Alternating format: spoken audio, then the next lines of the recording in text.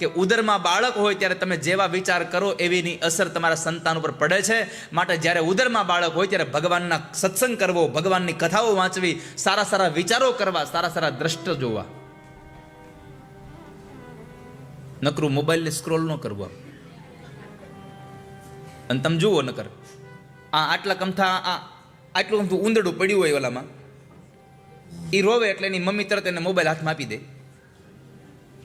હવે એ આટલા કમથાને કાંઈ ખબર પડે આમાં શું કરું, તો એ અંગૂઠાથી એમ કરતો હોય.